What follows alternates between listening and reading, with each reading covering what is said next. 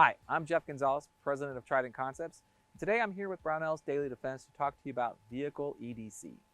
So, what are we talking about here with vehicle EDC?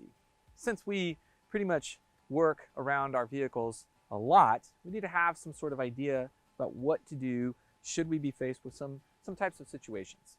So the first thing we want to talk about is security. And we could talk about security to and from our vehicle, as well as security while in our vehicle.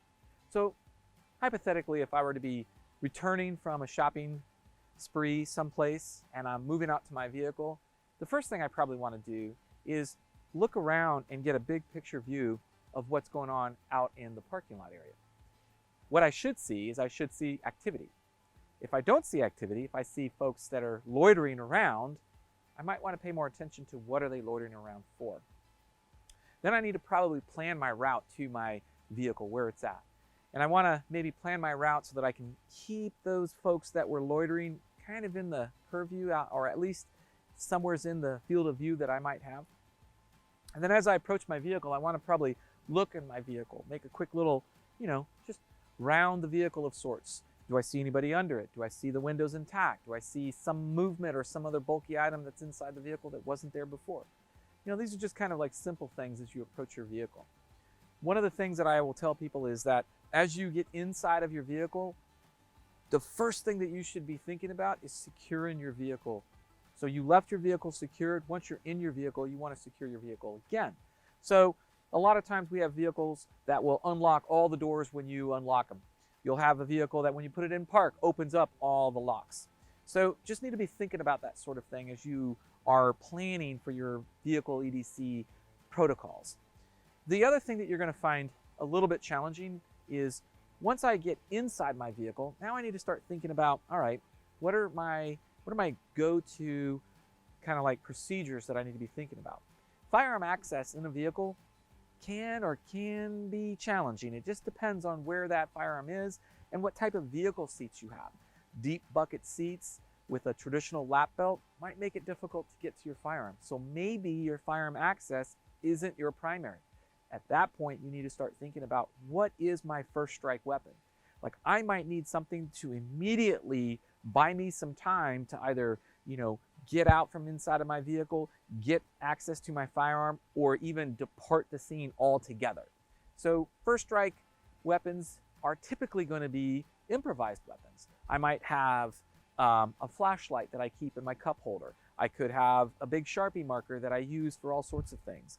I could have something as dedicated as maybe a fixed blade knife that I carry, or maybe some other fixed rigid object that I can use as an impact tool. Whatever it is, you need to start thinking about, what's my first strike weapon? Because it's probably not going to be my firearm access. Once I have arrived or departed the scene and I get to my next destination, I need to start thinking about, where am I going to maneuver my vehicle to possibly be in a safer location? What's safe? Well, it probably will be someplace that is closer to the entrance of the building than farther away. It could possibly be under well-lit conditions, so potentially close to light poles. It could be in other areas that have more traffic, more foot pedestrian traffic that can actually see what's happening. So you're going to start to think about that sort of thing. Once you park, you'll want to stop and take a quick look around. Who's loitering? Who's moving? Keep your eye on those that are loitering. As you exit your vehicle, make sure to secure your vehicle before you leave.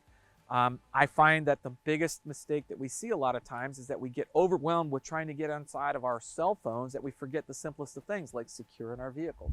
Make sure that's the last thing you do. And as you're moving to the entrance of wherever you're going, keep your head up and be looking around you.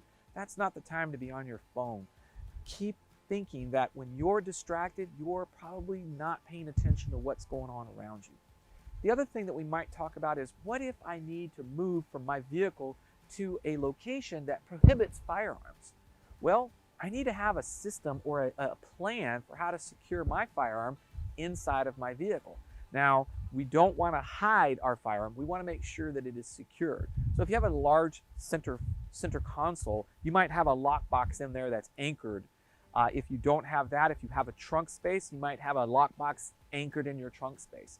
Whatever it is, you're going to want to make sure that it does not hide your firearm, but that actually secures the firearm out of plain view in your vehicle. As you kind of get a little bit more comfortable with this type of thought, you'll develop your own vehicle SOPs that you will use in your everyday carry movements. But the bottom line is that you want to start thinking about everything that you can possibly think about. Movement to, movement from, inside of your vehicle, whole ball of wax. All right, if you have any questions or comments, please feel free to post them down below. Until then, I'm Jeff Gonzalez. Take care and stay safe.